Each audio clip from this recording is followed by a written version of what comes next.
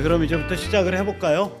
오늘은 어떻게 진행을 하려고 하냐면 그 이제 발제가 둘입니다. 조성환 교수님 먼저 발제를 하시고 이런 주제로 저는 조금 더 현실 정치적인 주제로 그러니까 발제를 하고 그리고 나서 토론은 지금 저기 와 계신 우리 자유법치센터의 장다령 변호사님 또 그 자유통일당의 창당준비위원장을 맡았던 저기 최인식 위원장님 그분은 원래 자유통일당 하기 전에 여기 박근혜 정부 때는 별로 그렇게 시민운동하지 않으셨는데 이 이명박 정부 때까지 상당히 이쪽 자유우파 시민운동을 많이 해오신 분이에요.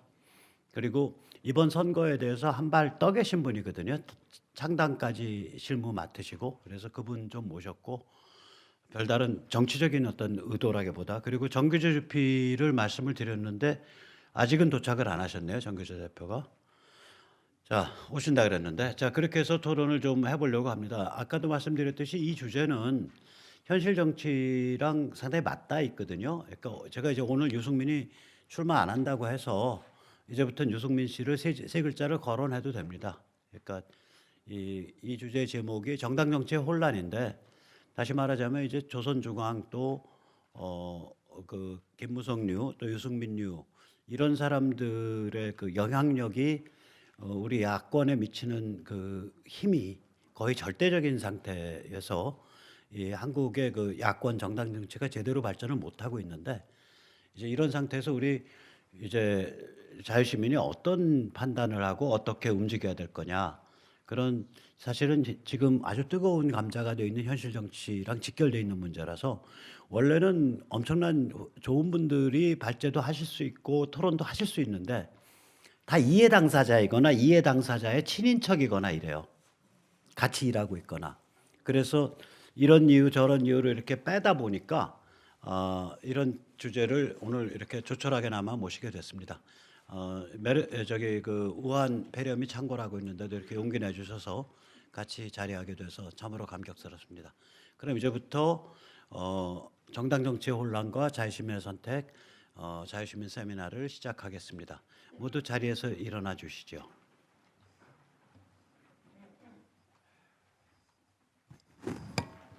국회에 대한 경례.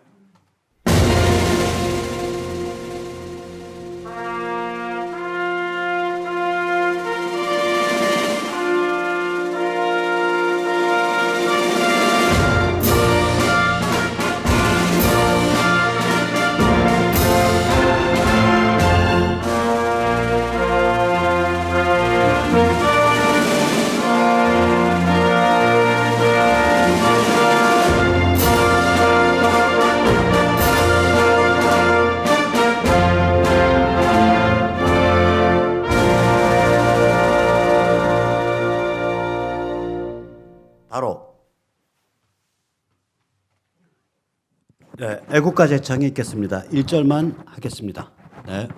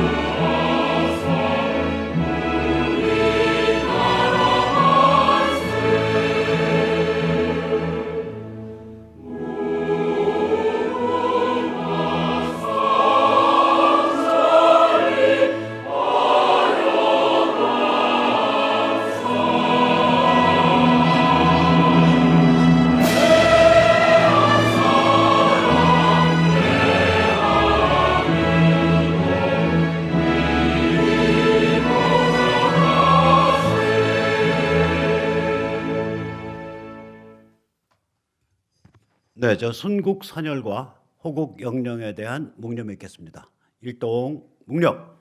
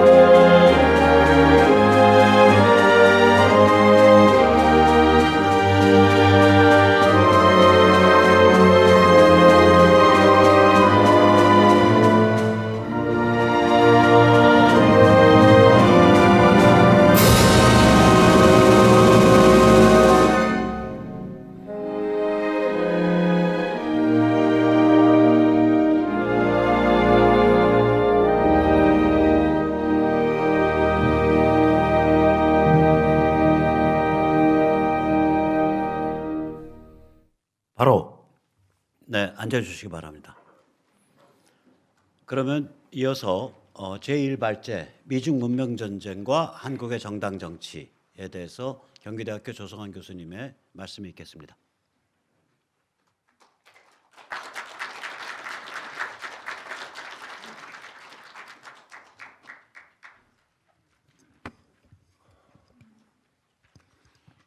우리 용감한 시민들이 다 모여서 시민들이 힘을 발휘해야 되는 의미를 지금 매일매일 느끼고 있습니다.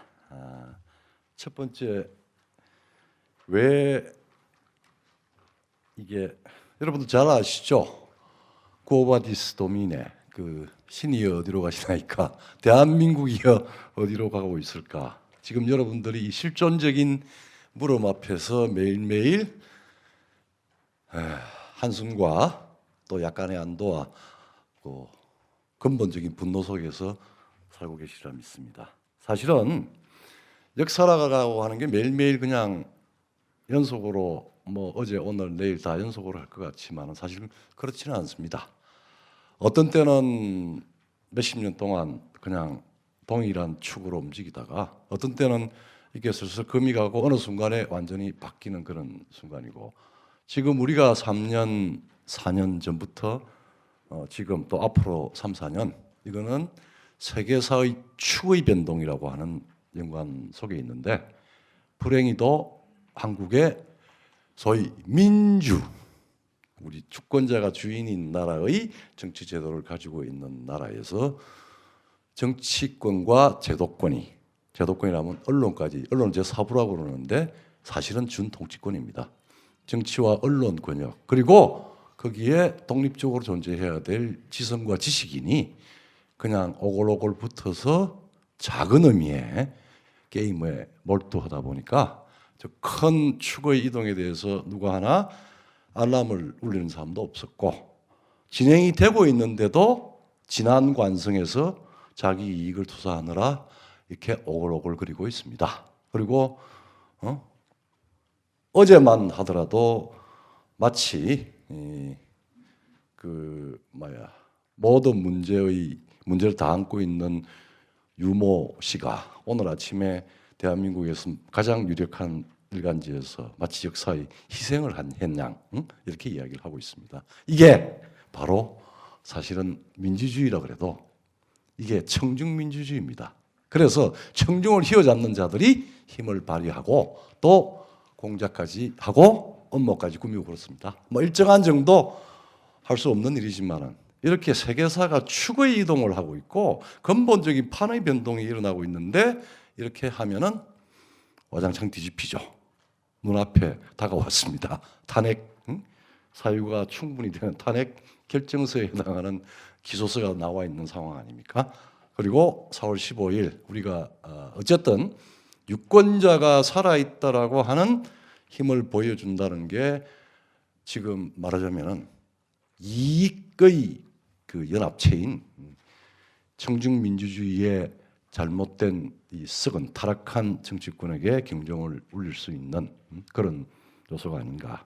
사실 안팎으로 추구의 이동이고 우리는 전망의 그 갈림길에 있습니다. 근데 사실은 엄청난 망국과 재번영의 기회가 병존하는데, 저 개인적으로 혹은 우리 박성현 대표하고는 사실은 대한민국의 이 소소한 변화보다도 훨씬 더 이거를 몰아칠 수 있는 큰 변화는 장기적으로는 굉장히 옵티미스틱한 기회를 가지고 있습니다. 근데 어쨌든 간에 불행히도 이 세계사의 큰 변화에 대해서 한국의 소위 제도권 엘리트들이 주목하지 못하고 자기의 좁은 이익에 가지고 각자 참 비루하고 더러운 게임에 지금 3년 동안 해서 여러분들이 속이 탈 겁니다.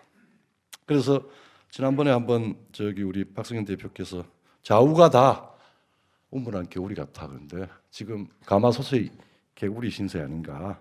특히 여러분도 우리가 크게 봐서 그 뒤 이야기하겠지만, 나는 우리 같은 존재는 중급 세계사로 보면은 중국이나 일본이나 중국이나 미국이나 소련이나 이런 같이 제국적인 단위는 아닙니다. 중간 규모죠. 하지만 인구도 있고 상당한 문명적인 요소도 가지고 있고 그런 단위이기 때문에 스스로 비하할 필요는 없는데 지금 우리는 그저 그냥 중국이 좀 성장이 올라가니까 그거 붙어가지고 뭐도 먹고 또 뭐 단단한 우리 동맹을 그냥 떠나와 가지고 가려고 하고 지도 지금 정치권에서 그러니까 우리 같은 민초들은 굉장히 불안하죠. 우리 150년 동안의 한국 근대사에 지금 이제 세 번째로 패권 경쟁에 들어왔는데 이 패권 경쟁은 첫 번째 영국과 혹은 러시아, 독일, 뭐 그다음에 그 두 번째 미국과 소련, 그다음에 지금 이제 세 번째 우리 구한말하고 동일하지는 않습니다. 밖의 흐름은 우리가 1948년 바이마르 헌법이라고 하는 당대 최고의 기본권이 보장된 헌법을 가지고 여전히 아직까지도 72년을 달려온 나라입니다. 그걸 만든 독일도 12년, 13년을 채 못 넘기고 스스로 부숴야 하고 히틀러의 운명을 맞았습니다. 근데 우리는 73년입니다. 우리 내부의 그 영향도 있었지만은 밖의 큰 흐름과 관련해서 우리는 그 혜택을 받고 있었고 지금도 우리 내부의 정치권과 그 다음에 일부 망상에 사로잡힌 운동권들이 그 역사를 자꾸 반동으로 돌리려고 하는데 그거 함부로 하지 못합니다. 이승만 대통령과 박정희 대통령이 용접을 해난 자유 해양 문명에 아주 깊게 그게 돼 있어서 그런 정도를 보고 움직였으면 이런 사단이 안 났을 건데 그냥 그저 자기 눈앞의 이익만 보고 대통령도 날리고 뭐 이러는 바람에 문제가 더 꼬였죠. 그래서 지금 현재 세 번째 대한민국이 어디로 갈 것인가 저는 확신합니다. 이 모든 것이 우리 스스로의 시련을 넘어서 보다 견고한 정치 제도와 보다 발전적인 경제 사회 시스템을 만들어 갈 수 있는 새로운 그 시련으로 하나하나 시작할 거다라고 하는 측면에서 전체주의 반동 이거 절대 오래 못 갑니다. 이미 대한민국은 2년 반 만에 그 동이 났습니다. 조국이 조국을 살렸습니다. 조국 사태로 인해서 이게 눈만 뜨면 거짓하는 것 다 드러났어요. 주사를 무슨 운동을 한 게 민주운동을 한 게 아니고 그냥 어울려서 때를 지어서 있으니까 살은 듯하고 그러니까 무리로 가다가 졸업하고 보니까 같이 있으면은 출세도 하고 그런 말하자면은 선을 가장한 구호를 가장한 청중하게 달콤한 환상을 하는 그런 보이스만 내면은 출세를 하니까 그렇게 모여서 지금 삼권 전체에 그 독소가 다 들어가 있습니다. 그거 지금 다 드러났죠? 지금 김명수 저 대법원장 시무식 하는데 그냥 대법원을 놔두고 잠깐 하고 대통령한테 갔대요. 대법원장이 그 정도의 정신 상태 같으면은 끝난 겁니다. 자, 그래서 우리가 자유민주이다 일부러 전체주의 반동 쫓을 수 있고 자멸하고 우리가 쫓아야 됩니다. 그 다음에 자유민주 진보 사실상 있는 그대로의 사실을 이야기하면은 현대사의 현대 문명은 자유민주주의가 그리고 시장 경제가 그게 진보입니다. 세상을 더 잘 살게 하고 더 안전하게 하고 또 개인의 자유를 보장한 체제였습니다. 여기에 또 이야기를 하네요. 1988년, 87년 이후에 조선일보가 보수진보라고 격상을 시켜줬습니다. 이거 아닙니다. 그래서 우리 교수들 할 때 제가 주장을 해서 우리 또 생활탈출 백모 하면서 그 문제를 제기를 했는데 이 싸움은 보수진보 좌우의 싸움이 아닙니다. 거짓과 우리가 그냥 상식적으로 생각하는 진실의 싸움입니다. 이 상식과 진실과 정의의 기준을 다 바꿔가지고 지금 강제를 하려고 그러는데 그게 쉽게 들어가겠습니까? 이미 이제 다 나왔고 어떻게 쫓아내느냐의 여러 가지 전술적인 정밀한 선택이 남아 있습니다. 그리고 사회로 전선의 자유시민이 뭘 해야 되겠죠. 이 페이지로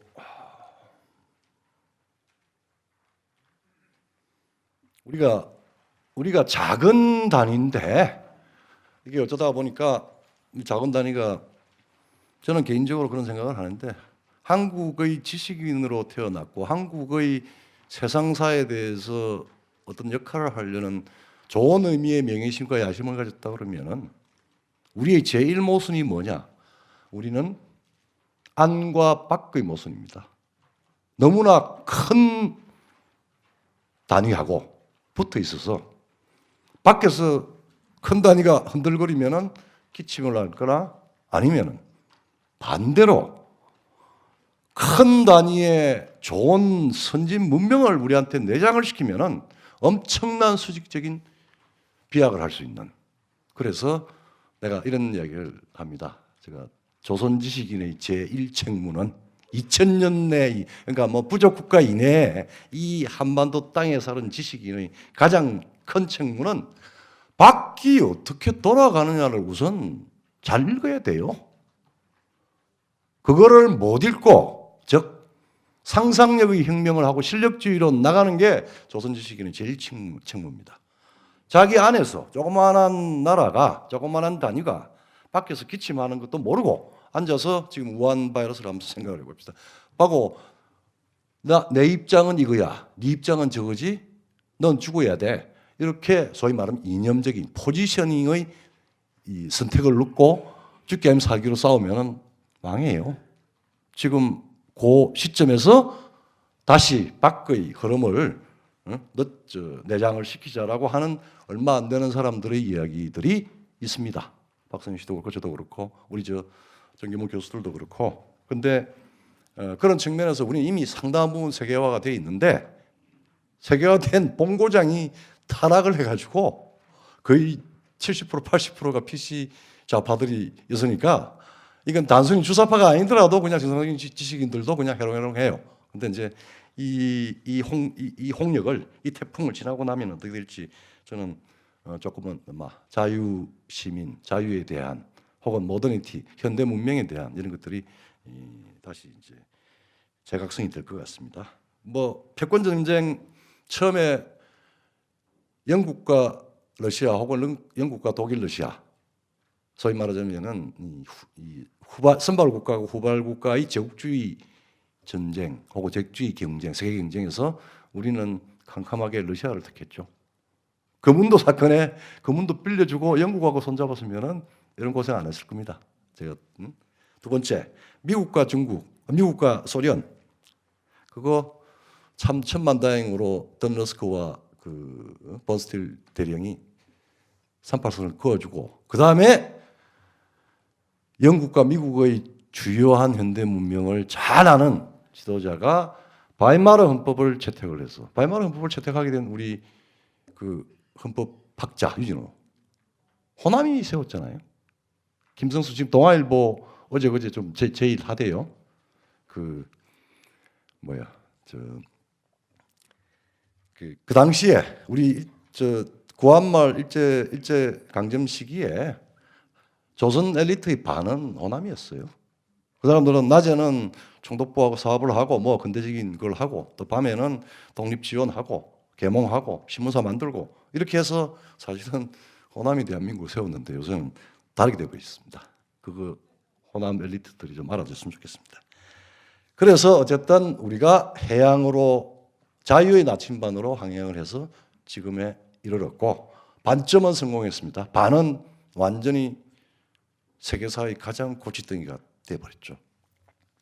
그리고 이제 제3차 패권전쟁 혹은 뭐 제국경쟁 시기에 지금 돌입을 했는데 이거는 그 전의 둘하고는 그 전은 힘이 비등비등했고 제국주의 시대는 전체가 어떤 힘이든지 간에 식민지를 가지는 시기였습니다. 그러니까 우리가 어쩔 수 없는 힘에 빨려 들어가서 강점당했고, 두 번째 미국과 소련은 여러 가지 기적이 안팎으로 기적이 있었습니다. 그도 힘도 축적이 됐고, 세 번째 힘이 축적이 됐는데 때도 아닌 반란이 일어나가지고 이렇게 지금 시끄러운데 그 본질을 전부 헷갈리고 있어요. 그게 미국과 중국의 패권 전쟁을 어떻게 읽어야 되느냐? 이게 과연 지정학적으로 땅 따먹게 하는 일이냐? 아니면 군사적으로 좀 미국에 대해서 중국이 도전하는 거냐? 아니면은 계속 내부 식민지 같은 저 우한의 전체주의 중국 공산당이 중국 인민을 대하는 걸 보셨죠? 저게 어떻게 개발됐는지, 알고 있으면서 어떻게 하는지, 어떻게 또 격리시키는지, 병상 우한 폐렴 코로나, 그게 우리 한국 신문엔 또 한국 언론에는 중국답다 이러면서 며칠 만에 두둑두둑 해가지고 뭐 몇만 평의 병원을 짓는다. 그 병원 무슨 소용이 있습니까? 음압 치료나 뭐 있어야 되는 그건데 그게 중국의 현실입니다. 그러니까 경제적인 힘의 대결인가? 그거 아닙니다. 근본적으로 한반도 북한 핵 문제를 어떻게 해결하느냐부터 심각하게 고민하기 시작을 해서 이거는 중국의 도발, 문명적인 도발에 대한 응징 혹은 제압이 없으면 안 되겠다라고 생각을 하고, 그것을 하는 내포로서, 서브세트로서 북한과 중국을 분리를 시키고, 그렇게 해서 된 문명의 전쟁이고 가치의 전쟁입니다. 자, 우리 여기에 있는 분, 우리 대한민국의 거의 모든 국민들은 이 문명의 전쟁에서 우리가 기회를 받을 수혜자입니다. 그런데 목소리가 없죠.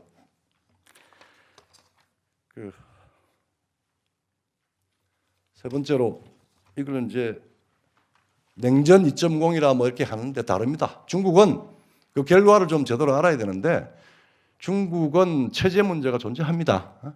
전체주의하고. 근데 미국이 포용해서 세계 후원을 해줘가지고 개방으로 세계 경제 속에서 사는 나라가 됐는데 너무나 큰 취약성이 있어요. 내적, 외적 취약성이 있습니다. 그래서 이거를 세계에서 소위 세계 신석유 질서, 셰일 오일 혁명까지 한 미국의 내부적인 보수 혁명, 그 다음에 석유 에너지 신질서를 만들고, 그 다음에 세계 전략 전체를 변경을 시키는, 아마 미국 현대사에서 세계 질서를 변경시키겠다라고 하는 전략을 구사하는 것은 트럼프가 처음일 겁니다. 그전에는 대부분 유럽에서 일어난 일에 반응을 하고, 트루먼 대통령 냉전조차도 선을 그어서 커민테런 혹은 커뮤니스트 인터내셔널 국제공산주의가 더 이상 이 선을 넘지 마라고 하는 반응이었는데 지금은 단순한 리액션이 아니라 액션입니다. 액션 투 체인지 차이나입니다. 그리고 한반도가 포함되어 있습니다. 이 내용들은 뭐 대부분 다 이야기를 많이 했는데 내분 주권 체제 재정립 이거, 그 다음에 1대1로 정책, 아태 전략 이미 포위다 했고 창을 다 찔러놨습니다. 그 다음에 신국제에너지, 그 다음에 디지털 전시되는 동아시아 자유화, 이거 저 화웨이하고 싸움. 지금 우리 그 선관위가 뭐 LG를 통해 가지고 화웨이 장비 36억 원치를 뭐 그거 한다고 그러는데 걱정이 많이 됩니다. 그 다음에 미국의 이걸 우리가 웨징이라고 그래요. 중국과 북한의 분리를 여러 가지 방식으로 진행되고 있고, 처음에는 뭐 잘 몰랐다가 지금은 하노이 회담 이후에 미국의 전략은 이거였구나. 그러면 고사시켜서 인플로전 내파시키든지 아니면은 레짐 체인지로 가는 겁니다. 아니면은 군사적인 저쪽에서 못 견디겠다 하고 의미 있는 상당히 문제 있는 도발이 나오면은 들어가겠죠. 우리 이 과정에서 정당 정치가 전부 그냥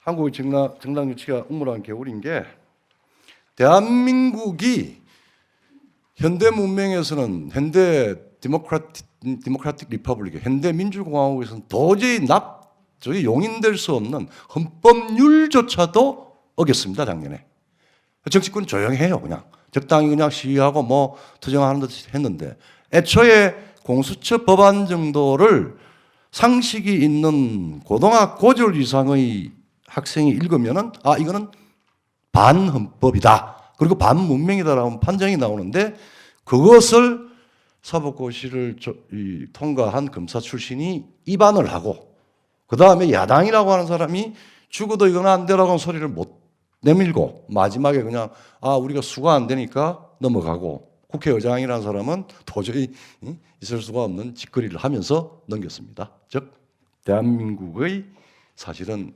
형식적으로는 파괴된 겁니다. 우리가 현대 문명에서 어느 국가든지 지켜야 될 헌법률마저 어떻게 보면은 저기 히틀러의 수권법보다도 더 악랄한 법안이 지금 통과되어 있습니다. 7월 달에 발의가 될지 안 될지 모르겠지만.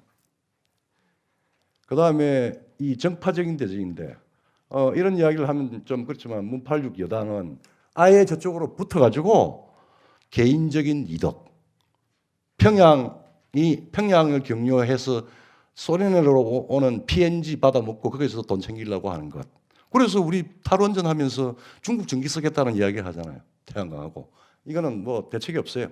그 다음에 기생하는 사람들 거기 자기 선수 하나 더 하려고 월급 받으려고 받지 않습니까? 우리 그 다음에 이 참 비루한 심재철 저 한국당 옛날 서울의 봄 주도했던 심재철 원내대표가 딱 쓴 말이 정말 저는 가슴에 꽂혔어요. 저렇게 비루할 수가. 그렇게 해서 이렇게 결탁을 했습니다.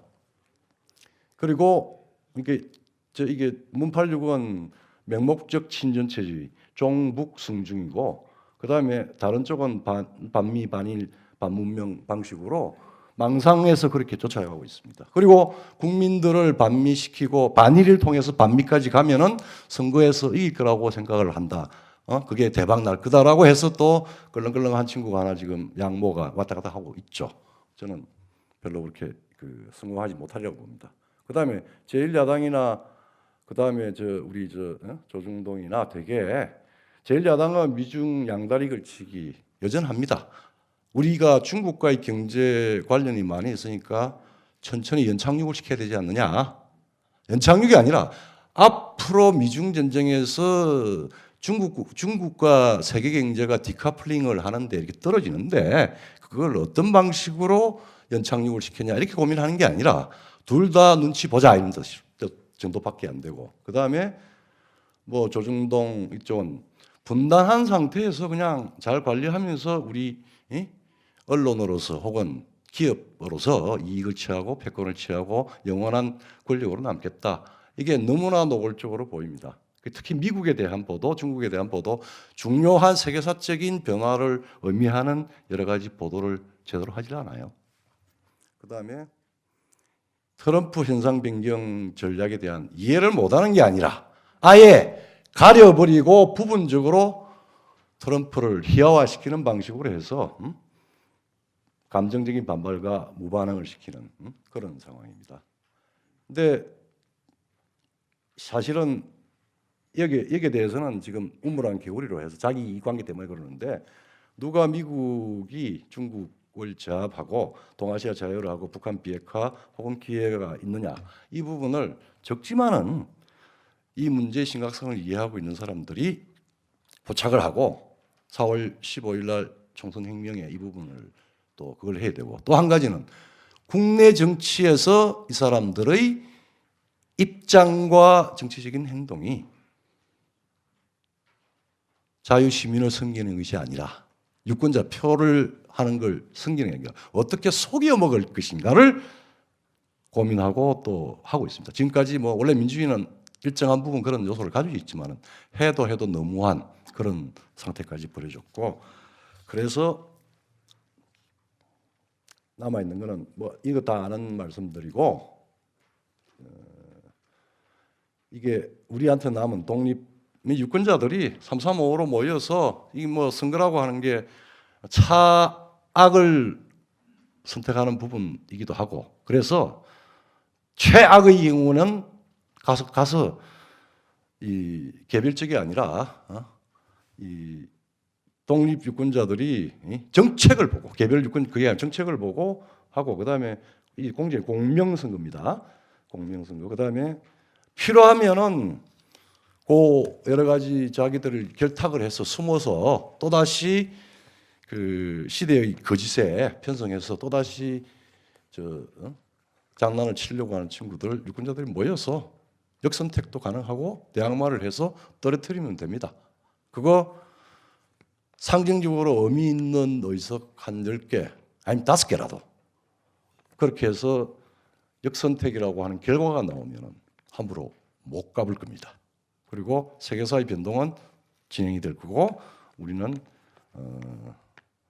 자유의 나침반을 다시 재결합해서 다시 재번영, 그리고 동아시아 자유화의 중요한 단순한 이 프론티어가 아니라 물결로 다시 일어나는 그런 아랫배 힘주고 그런 큰 비전도 존재하니까 그런 것도 동시에 갖고 이번 선거에 혁명을 한번 일으켜 봤으면 좋겠습니다. 감사합니다.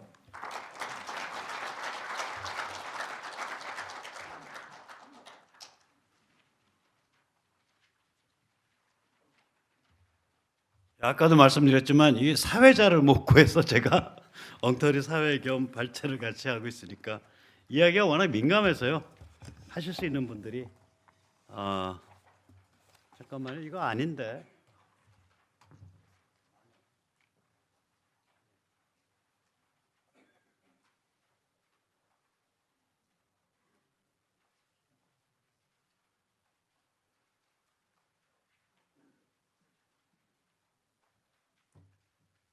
오늘 발제를 약간 좀 도발적으로 제목을 잡아봤어요. 그러니까 지금 우리 선거 구도에서 이 구도가 안 드러나고 있거든요. 그러니까 이게 친중 영구 분단이냐, 혹은 반중 북한 해방이냐. 우리가 이 구도를 조금씩 냄새를 이렇게 피우고 강조를 해줘야 현실 정치에서 이게 좀 반영될 것 같습니다. 제가 이제 여기서 이제 조심해서 제가 주의 깊게 이제 말씀드리고자 하는 바는, 일단 친중이라 그럴 때 예를 들어서 조선일보 같은 경우에 북한 입국 중국인들의 입국을 왜 막지 않냐 뭐 이런 말 하는데, 그럼 그게 반중이냐 이거죠. 저는 아니라고 생각하거든요. 다시 말해서 미중 문명 전쟁을 좀 조명을 제대로 해주고, 그 다음에 미국에서 지금 일어나고 있는 자유보수 혁명에 대해서 조명을 좀 하고, 그리고 북한에 대한 어떤 방식이 됐든 간에 북한의 내파를 통해서든 혹은 생자배교 군사 조치를 통해서든 접수 평정의 길로 가고 있다. 이게 뭐 부분적인 외과 정밀 타격 이런 게 아니라 이런 걸 가능성이라도 좀 조명을 해줘야 비로소 반중이죠. 안 그러면 지금까지의 관성이 유지되는 거니까, 지금까지 대한민국 보수 상류층의 관점이라는 건 아까 우리 조성환 교수님 말씀하셨지만 경제는 중국, 안보는 미국, 뭐 이 정도거든요.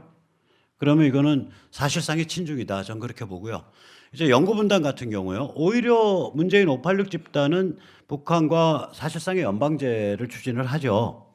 그쪽은 오히려 말하자면 저희가 기겁할 일이지만 일종의 통일, 적화 내지는 약간 분홍빛의 그런 통일 비전이 있는데, 이쪽은 흡수 통일, 북진 통일, 6.25 때 한 그거 외에는 거기서 한 걸음도 못 나가 있잖아요. 여기 통일론이 없다고요. 그럼 실제로 근데 입으로는 반공, 흡수, 북진 이런 얘기 하지만 실제로 생활하는 사람들 관점에서 그쪽이랑 우리랑 이질화된 지가 70몇 년 지났는데 독일식으로 한꺼번에 그렇게 다 부담이 주어지면 거기에 생산력은 못 돌아오고, 그러면 그 짐 짊어지고, 탈북자분들 보면 걸어다니는 종합병동이라고 스스로들 말을 하거든요. 너무 못 먹고 너무 고생을 해서, 그러면 그 짐을 한꺼번에 다 걸머쥐고, 거기는 그러면 지금 우리식의 그런 그 뭐야 사회보장이 하루아침에 주어질 때 거기 사람들 입장에서는 자조 자립 정신은 둔화될 거고, 그럼 우리가 도대체 뭐 어떻게 되는 거냐, 그거 감당할 수 있겠냐라는 현실적인 고민을 얘기하시는 분들이 있거든요. 그럼 결국에 가서 근데 북한은 해방된다. 그런데 그런 현실적 고민이 있다. 그럼 답은 자조 자립 정신을 자유민주주의와 시장의 방향으로 뻗어나가게 해주는 그런 자유민주주의 조선, 자유민주주의 노스 코리아의 등장이 답이 될 거다. 그리고 양쪽, 그러니까 이 휴전선 남쪽과 북쪽이 결합한 그런 말하자면 자유 코리아 국가연합, 프리 코리아 컨페더레이션, 두 개의 국가가 체제와 이념을 같이 하는 사회 원리를, 그런 길로 상당 기간 진행돼야 된다. 뭐 이런 식의 통일 담론이 이쪽에서 정리돼서 나와야 되는데, 그거 얘기하는 게 자야 쪽에 몇 명밖에 없어요. 그러니까 이게 뭐냐면은 결국 그걸 얘기 안 한다는 얘기는 분단 관리란 얘기고, 분단 관리는 영구 분단이죠. 그러니까 우리가 약점이 많은 거죠. 그래서 그런 것들이 요번 총선 때 이렇게 저렇게 해서든 좀 반영돼서 언급되는 그런 총선이 좀 돼야 된다. 이런 큰 그림을 잡고서 오늘 얘기를 좀 드리겠습니다. 우선 이제 아까 우리 조 교수님 말씀에 그냥 이어서 중국 공산당과 인민해방군의 최대 위기를 말씀드리는데요. 여기서 잠깐 이제 저는 이제 전직 빨갱이를 했거든요. 77년에서 88년까지 오리지널 제 막스 레닌주의를 했고요. 주사파는 아니죠. 근데 이제 오리지널 빨갱이를 한 관점에서 이렇게 전 세계의 공산주의 운동사를 비교를 해보면 중국은 몸통이 인민해방군이고요. 당이 깃털입니다. 이게 그 혁명 과정부터 그래요. 혁명 과정부터 농민 게릴라 혁명을 했기 때문에 도시 노동자 지식층의 역할이 상대적으로 작습니다. 그러면 이 농민 게릴라를 누가 만드는 거냐? 농민 게릴라, 태평천국의 난과 같은 거 피비린내는 농민 게릴라 전통을 누가 말하자면 공산주의를 지향하는 농민 게릴라 혁명으로 만드는 거냐? 그 원화가 모택동이죠. 그래서 모택동의 유명한 말, 권력은 총구에서 나온다. 이 얘기는 농민 게릴라로 혁명하자는 얘기가 아니라 당과 지식인들 보고 들으란 소리예요. 야마 우리는 원래부터 농민 게릴라로 공산화되는 그런 나라야. 너희 뭐 먹물스러운 소리 하지 말고 막스 레니니즘 뭐 이런 얘기 하지 마 임마. 그래서 실제로 모택동은 인민해방군의 오나기 때문에 한 번도 인민해방군 사령관조차 지낸 적이 없습니다. 인민해방군을 길러냈던 28권의 책과 팜플렛이 전부 모택동 저작입니다. 그러니까 그 대책 없는 농민 게릴라잖아요. 예를 들어 주덕 같은 사람은 주덕인가 팽덕회인가 그 소림사 무술술 출신으로 젊었을 때 아편 중독자거든요. 그 대책 없는 사람들을 그 정예에 팔로군 농민 게릴라로 이렇게 조련시켜낸 그 뛰어난 군사 지도자가 모택동이었죠. 그러니까 그 당이 군을 제어하는 게 아니라 군이 당을 제어하는 체제입니다. 저기야말로 선군이에요. 그건 어디서도 드러나냐면 나폴레옹 시대 때부터 있었던 제도인데, 혁명 정부의 제도인데, 코미사르 연락장교라는 제도가 있습니다. 정치장교. 그게 이제 당이 군에 파견을 해서 군을 컨트롤하는 제도인데, 예를 들어 소련 같으면은 이 정치장교는 고급 당원에서 나가요. 예를 들어서 극동군의 총 전체를 맡았던 정치장교, 북한의 저거죠, 슈티코프, 티모시 슈티코프요. 북한 국부죠. 그런 사람 같은 경우에 레닌그라드 시당위원이었죠. 그러니까 고급 당원이에요. 그러니까 당이 군을 제어하려고 정치장교를 보내는데, 중국 같으면은 전통이 이러다 보니까 군 출신에서 정치장교를 배출합니다. 중국의 정치장교는 항상 군에서 나옵니다. 그러니까 군이 당한테 메시지를 전하기 위한 통로가 돼 있어요. 거꾸로. 그래서 우리가 항상 중국 공산당, 말로는 그냥 쉬워서 중국 공산당 얘기하지만 그 뒤에는 항상 인민해방군이란 5글자를 같이 생각하시면 되고요. 이 체제가 이렇다 보니까 대학진 때 수천만 명이 굶어 죽었죠. 50년대 후반에. 근데 그때도 체제 위기는 안 왔습니다. 문혁 때 10년 동안 지식인이 배출되지 않고 약 1,000만 명이 희생됐는데 그때도 체제 위기 안 왔습니다. 천안문 학살 1989년에 그때 체제 위기 안 왔습니다. 특히 천안문 학살은 지금의 의미하는 바가 크기 때문에 지금과의 차이를 살펴본다면 그 당시에는 중국이 에너지를 자급하고 있었고요. 식량을 자급할 뿐만 아니라 수출할 때입니다. 중국의 최초의 수출 품목은 농산물이었습니다. 중국이 개혁 개방한 후에 지금은 생각도 못할 일이죠. 그러니까 이 얘기는 무슨 얘기냐? 지금 미국이 하듯이 중국을 경제 제재에서 세계 경제로부터 고립시키더라도 중국은 견딜 수 있었습니다. 1989년에는. 그러니까 중국을 손볼 방법이 없는 거예요. 거기다 그 해는 동구권과 소련의 붕괴가 시작된 해입니다. 따라서 미국 입장에서는 중국까지 들쑤실 필요가 없어서 중국을 방치했던 해입니다. 한 10,000여 명 이상이 죽었다고 추정이 되는데요. 따라서 그 당시에는 위기가 없었다고요. 이런 흉측한 일이 있었어도. 그런데 지금은 아주 위기입니다. 왜냐? 일단 사람들의 의식이 달라졌어요. 전부 개인화돼 있다고요. 두 번째는 세계 시장에 대한 의존도가 무지하게 심하죠. 극단적인 예가 포도주입니다. 중국 사람들이 포도주 먹기 전에 전 세계의 포도주 농장 가격은 완전히 길거리에서 그냥 돌아다녔었습니다. 헐값이었어요. 중국 사람들이 포도주를 대대적으로 마시기 시작한 게 2008년 베이징 올림픽 후인데 그때부터 이 포도주 가격과 포도 농장 가격이 아주 급증을 했어요. 그러니까 이제 이 사람들이 막 뭐를 사냐에 따라서 세계 상품의 가치가 바뀌는, 다시 말하자면 세계 시장에 대한 의존도가 무지하게 세진 상태고 에너지 수입하고 있고요. 식량 수입하고 있고요. 다시 말해서 에너지와 식량을 수입하고 공산품을 수출하는 세계 제조업 기지이기 때문에 세계 시장으로부터 디커플링, 밀어내면 거리를 두면 무지하게 심각한 타격을 받는 그런 상태이고요. 아까 대약진 얘기 말씀드렸는데 그 당시에는 예를 들어서 스촨 같은 데에 당석이, 스촨 성의 당석이 정도도 같이 굶어 죽었습니다. 5천만 굶어 죽을 때. 지금은 그 정도 되면 빼돌려 있는 재산이 5천억 원쯤 해외에 빼돌려 있습니다. 스촨의 당석이쯤 되면. 이제 더 이상 같이 동고동락하는 상태가 아닙니다. 당과 군의 부패가 만연돼 있죠. 따라서 이런 상태에서 지금 미중 문명 전쟁이 진행되고 있기 때문에 중국으로서는 굴복할 수밖에 없습니다. 이 미중 문명 전쟁은 아까 조성환 교수님 말씀드렸지만 이제 경제에 있어서는 디커플링이고요. 그러니까 세계의 족탈불급의 제조업 기지 1번지 자리를 중국으로부터 뺏겠다는 거고요. 두 번째는 지정학적 군사적으로 무릎 꿇리기고요. 그 최근의 사안이 이란의 지도자 솔레이마니 참살이죠. 이란이 중국의 파트너니까 중동 지역에. 세 번째는 지적재산권 영업비밀 보호고요. 이번에 미중 1차 협정에 이거 많이 반영되어 있습니다. 네 번째는 중국 시장 전면 개방인데 여기에는 금융, 소통, 출판, 예술이 당연히 포함이 되죠. 이 중에 이번에 1차 협정에서 금융 분야에서 중국이 손을 들었습니다. 다섯 번째 제일 중요한 것은 중국 자유화 요구죠. 종교, 그다음에 소수민족, 그다음에 일반적인 인권, 그다음에 디지털 감시 체제의 해체, 이런 것에 대한 전면적인 자유화 요구가 있습니다. 즉 다시 말하자면 이거는 특징이 Clash of Civilization, 그러니까 문명 전쟁이라는 특징을 가지고 있습니다. 여기에 이제 이 디커플링을 더욱더 강화시키고 있는 현상이 사실 이번에 우한 코로나 바이러스입니다. 이것 때문에 중국 디커플링 현상은 엄청나게 강화될 것 같고요. 여기에 대해서 미 상무장관 로스가 최근에 논의를 하면서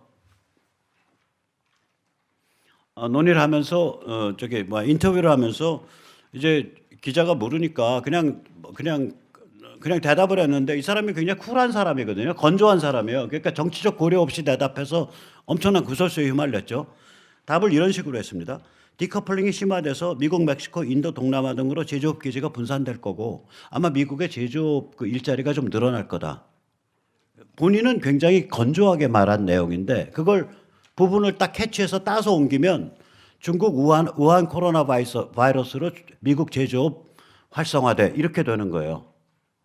그래가지고 이게 지금도 뭔 소리냐 해서 여기저기서 아주 몰매를 맞았어요. 미 상무장관 로스, 이 할아버지인데 무지하게 쿨한 할아버지예요. 그냥 사실대로 얘기한 거예요. 그 어감이나 이런 게 뭐 박수치고 좋고 이런 얘기가 아니었는데, 다시 말하자면 이게 이제 이런 상태가 되고 아마 중국이 위성 상태라든지 그 다음에 해안과 내륙의 그런 소득 격차의 상태, 그리고 의료 서비스의 상태, 이런 걸로 봐서 중국 쪽에서 저게 아마 만성화될 가능성이 좀 있고요. 만성화됐을 때 디커플링은 굉장히 가속화될 거라고 봅니다.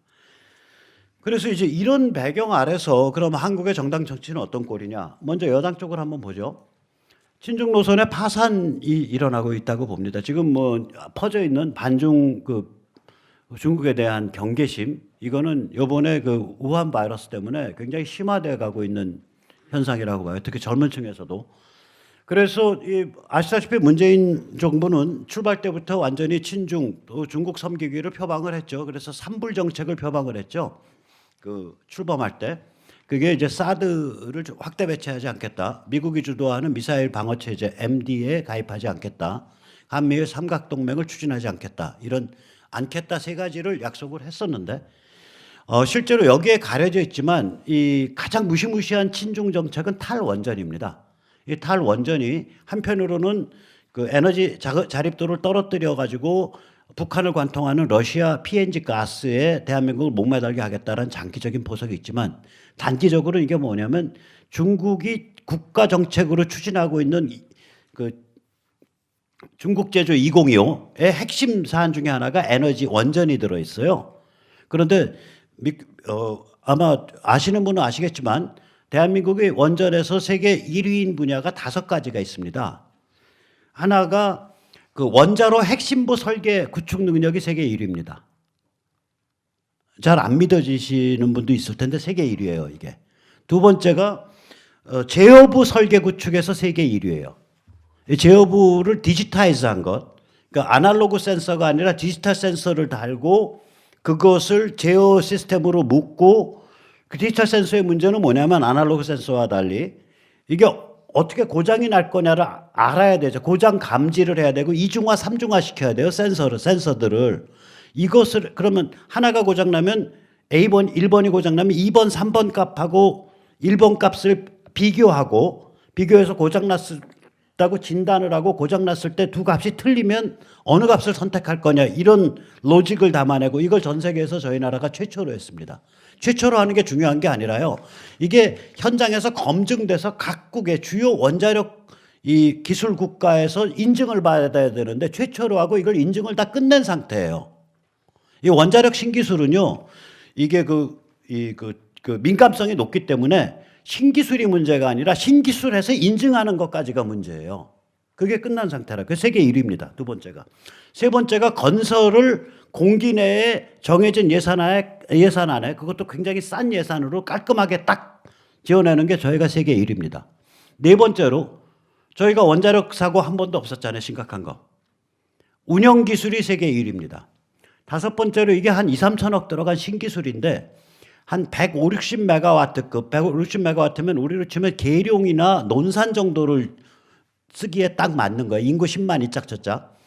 이게 모듈식 원자력 발전소가 저희가 개발했어요. 인증 다 끝냈다고요. 이게 세계 1위예요. 원자력 발전소가 소형화되고 모듈식 되면요. 파워그리드가 단순화됩니다. 파워그리드라는 거는 전력망을 한 국가 내에 다 엮어가지고 여기 원자력 발전소, 여기 발전소 깔아앉아도 저쪽 발전소가 갈 수 있게 하는 그 전력망 공급 동맥이거든요. 근데 이게 분산화되면 안전하면 분산화시킬 수 있고 안전하고 경제적이면 분산화되면은 이게 그 파워그리드가 무작위 진흥화되고 단순화되는 그런 측면이 있습니다. 이런 5가지 영역에서 저희가 세계 1위인데요. 참고로 이 신기술 원자력 이런 것들은 저희가 건설 단가가 어느 정도냐면 중국보다 싸고요. 미국의 5분의 1 정도입니다. 그러니까 단위 전력량당, 단위 전력당 이런 것을 다 안 쓰겠다 그러고 있는 공장도 다 걸면 지금 최고급의 기술과 기술자들이 전부 중국행이거든요. 이거야말로 에너지에 있어서의 국가 반역 행위입니다. 이거야말로 굉장히 치명적인 거고요. 이자들이 문재인 입에서 나온 거짓말이 몇 가지 있는데 제일 중요한 거짓말 2가지만 꼽겠습니다. 하나는 설계수명이라는 단어입니다. 죄송하지만 설계수명이라는 단어는 원자력 기술에 존재하지 않습니다. 원자력 기술에는 인허가 기간이라는 단어가 존재할 뿐입니다. 설계수명이라는 단어는 존재하지 않아요. 그러면 그 전에 왜 미국서 40년 이렇게 인허가 기간을 그렇게 줬냐? 하나는 감가상각을 고려해서고 두 번째는 반독점법 때문에 그랬습니다. 엔타이트러스트 로요. 어차피 발전소가 들어오면 독점성을 띠게 되는데 너희 독점적 지위를 40년 보장할게. 그러면 너희 감가상각까지 투자비 회수할 거야. 그렇게 나온 거지. 여기에는 어떤 기술적 이유도 없습니다. 원자로의 수명은 설계 수명이 아니라 원자로를 둘러싸고 있는 약 12cm 두께의 철의 열화 수명입니다. 그 철판이 열화돼서 점점 얇아지면 그 철판에 이렇게 센서들을 다 꼽아 놓거든요. 그걸 뽑아서 재봐서 시간이 지나서 그게 얇아지면 그때 원자로의 수명이 다하는 겁니다. 그래서 미국에서는 지금 계속해서 수명 연장 현상이 일어나고 있어요. 40년짜리가 60년으로, 60년짜리가 80년으로. 거의 대부분의 원자로들이 그 현상을 잇는데 여기에 이 문재인 586 집단은 그걸 완전히 닫아 걸어서 문을 걸고 있죠. 이건 뭐냐? 장기적으로는 북한 관통, 러시아 가스에 의존하는 그러한 경제를 만들겠다.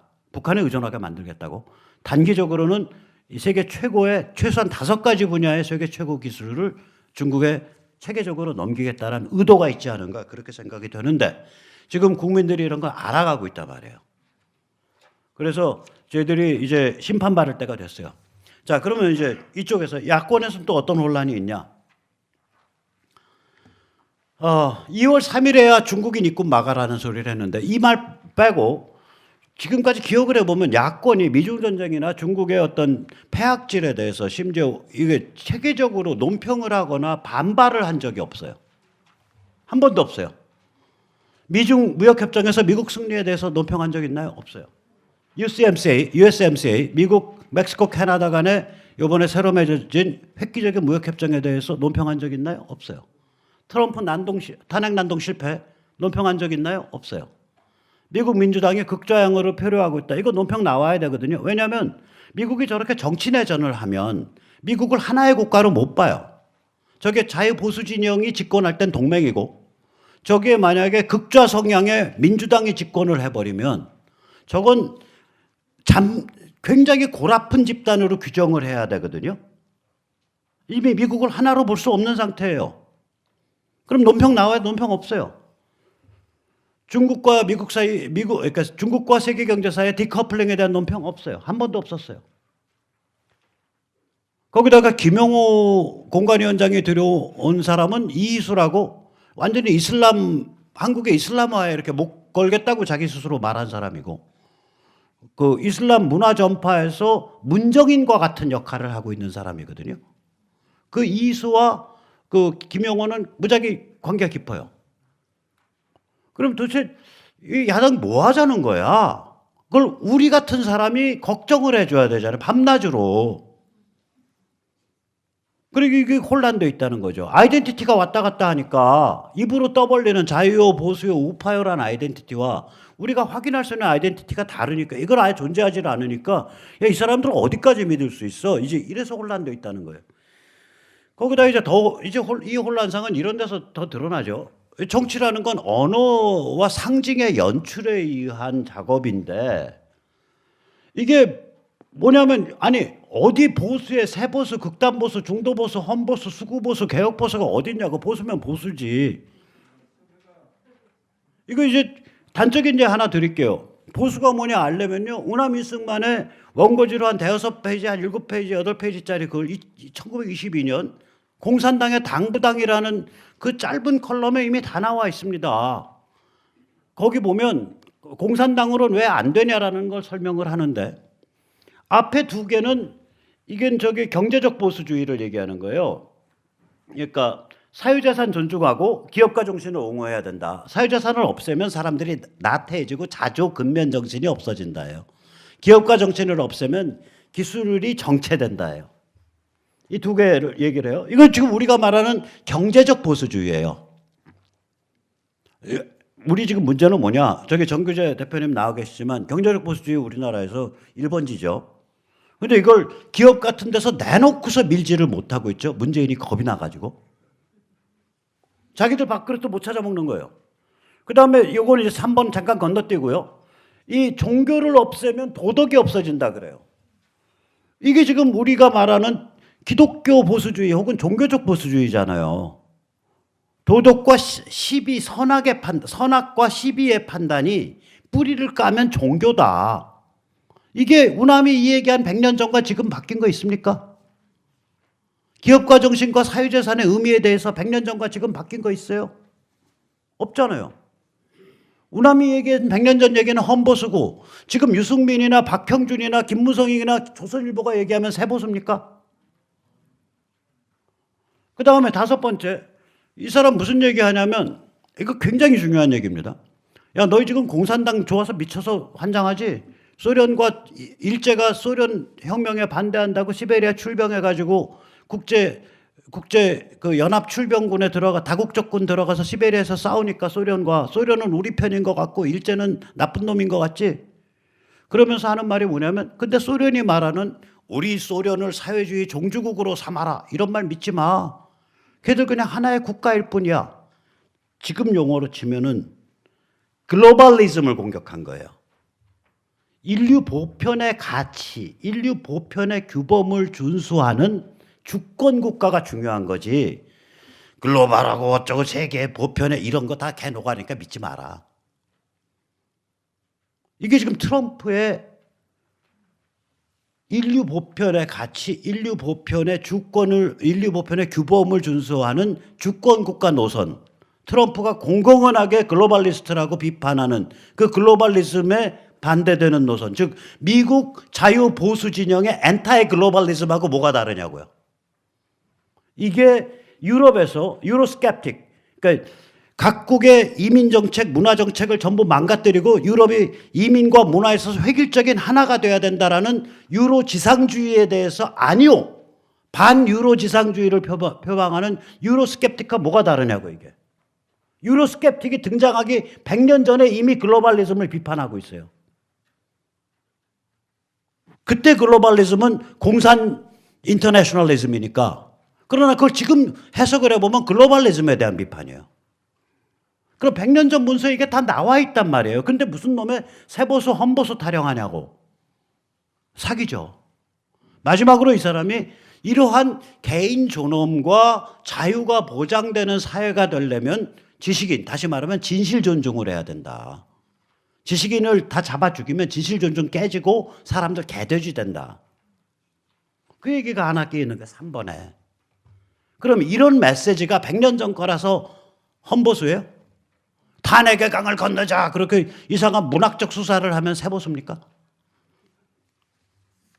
그런 사기질이 통하는 거예요 지금. 그런 사기질을 국민들한테 억지로 떠먹이고 있는 자들이 조선중앙이고 김무성이고 유승민인 거예요.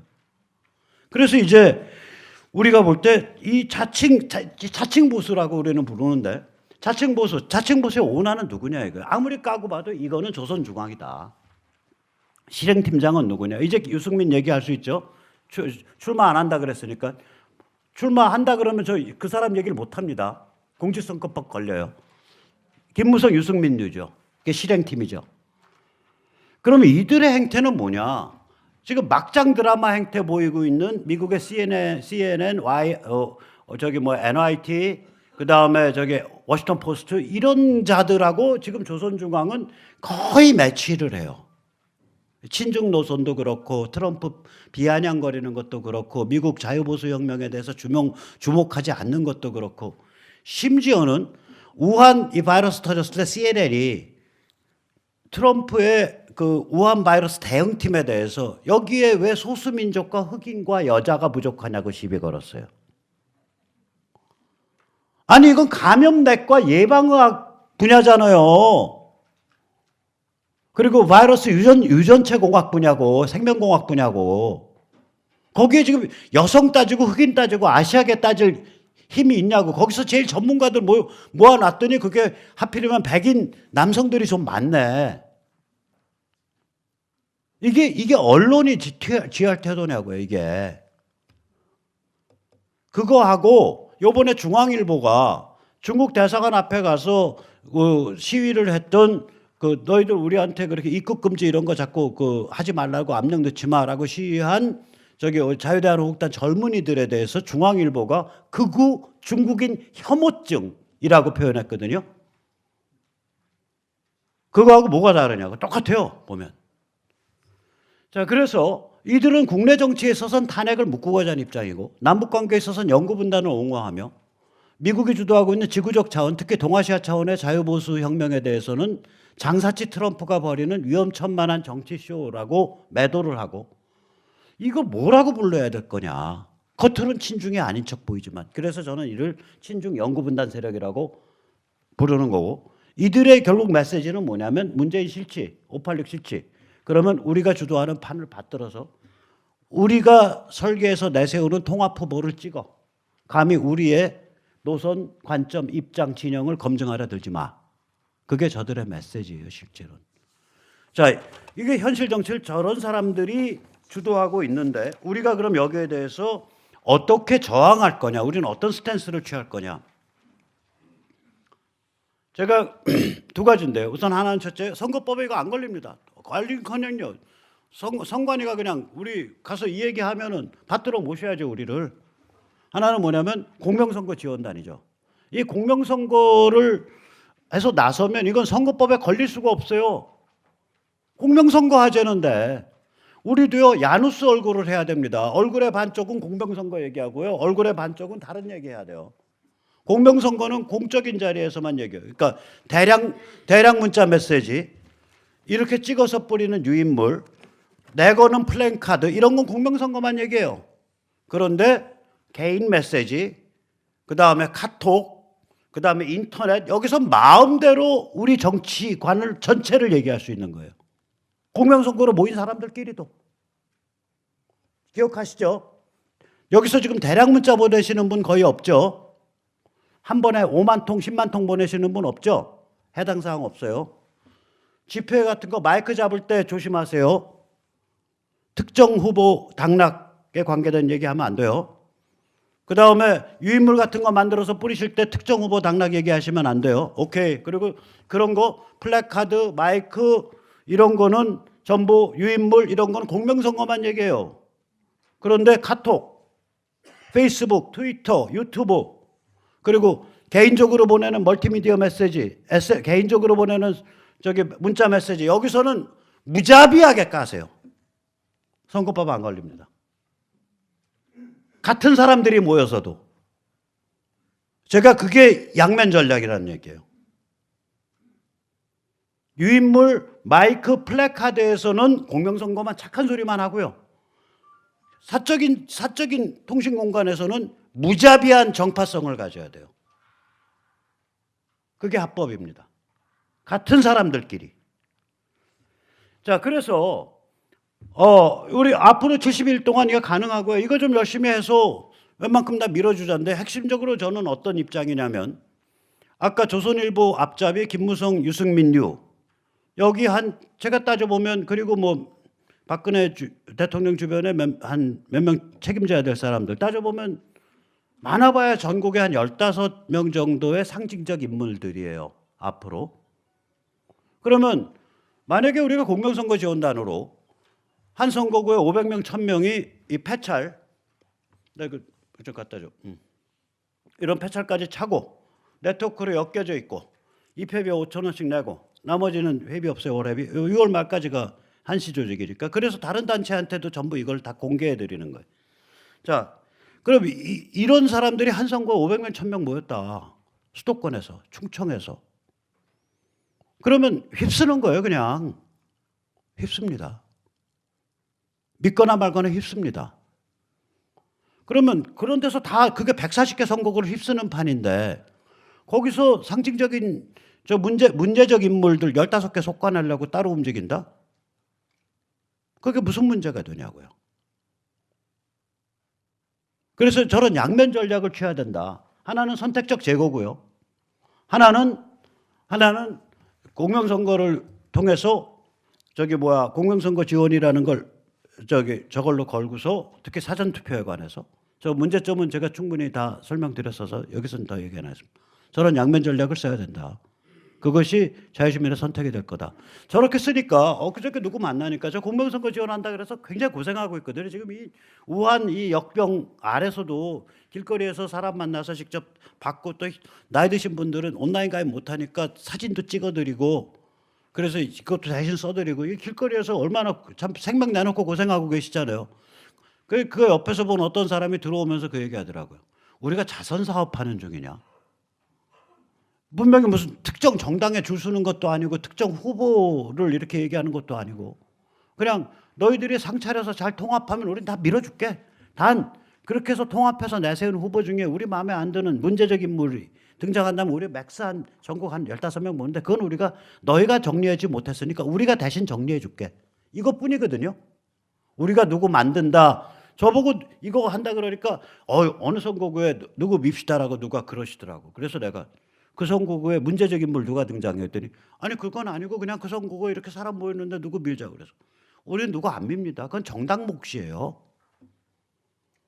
정당이 제대로 문제적 인물을 해놓은 데만 속가내지 나머지 선거구에 개를 들고 이게 통합 후보예요 그러면 개 찍어줄 거고요. 닭을 들고 통합 후보를 닭 찍어준다고.